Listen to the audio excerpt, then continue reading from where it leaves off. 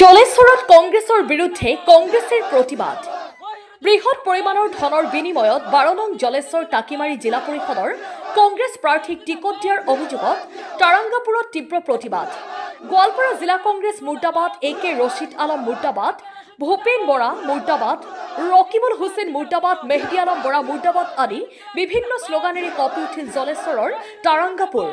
পঞ্চায়ত নিৰ্বাচনৰ মনোনয়ন পত্ৰ দাখিলৰ অন্তিম দিনৰ নিশা কংগ্ৰেছ নেতৃত্বৰ বিৰুদ্ধে ক্ষোভত ফাটি পৰিছে জলেশ্বৰ টাকিমাৰী জিলা পৰিষদৰ টিকট বঞ্চিত প্ৰাৰ্থী মৰ্জিনা খাতুনৰ স্বামী তথা জিলা কংগ্ৰেছৰ সাধাৰণ সম্পাদক মহিৰুদ্দিনে।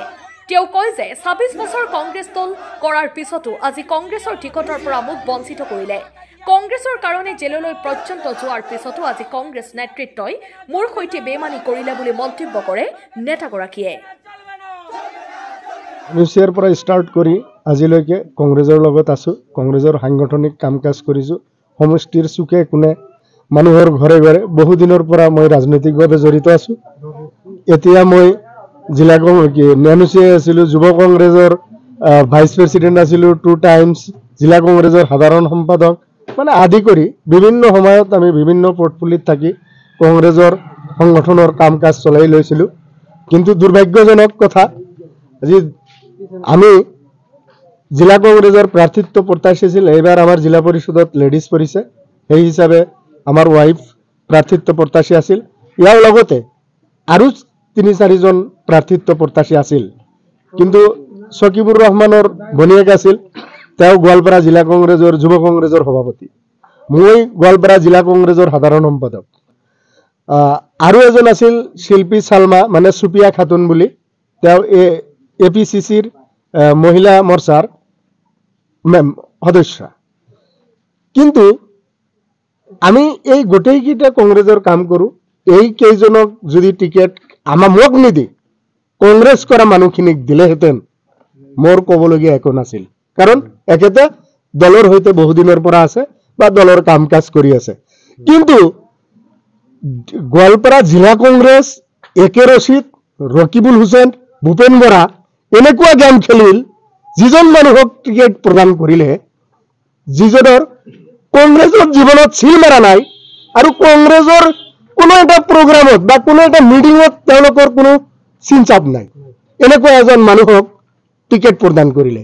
গতিকে এইবাৰ জলেশ্বৰ টাকিমাৰী জিলা পৰিষদৰ সমস্ত জনসাধাৰণে তেখেতক বুজাই দিব, আমাৰ জিলা কংগ্ৰেছ, তাৰ একে ৰছিদ, ৰকিবুল হুছেইন, APCCক বুজাই দিব যে এখেতে কিমান বেইমানি কৰিছে জনসাধাৰণৰ লগত, কিমান বেইমানি কৰিছে।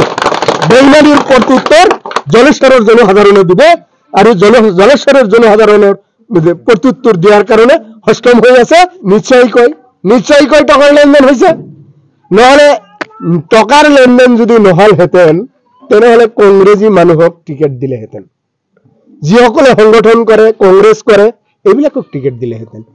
টকাৰ লেনদেন হোৱাৰ কাৰণে কংগ্ৰেছ নজনা বা কংগ্ৰেছ কি বুজি নোপোৱা মানুহক টিকেট দিছে। নিশ্চয় ইয়াত টকাৰ লেনদেন হৈছে, অন্যথা একো নাই।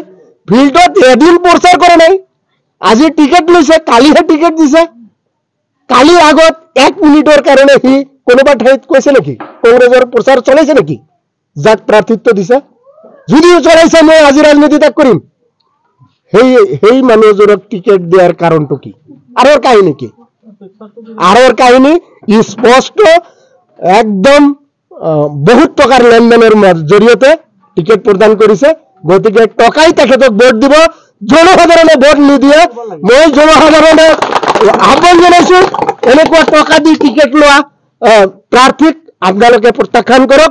এখেতে জনসাধাৰণৰ কাম কৰিব নোৱাৰে, কাৰণ তেখেতৰ টকা উঠোৱাৰ কাৰণে তেখেতৰ সময়টো পাৰ হৈ যাব, জনসাধাৰণৰ কাৰণে একো কৰিব নোৱাৰে।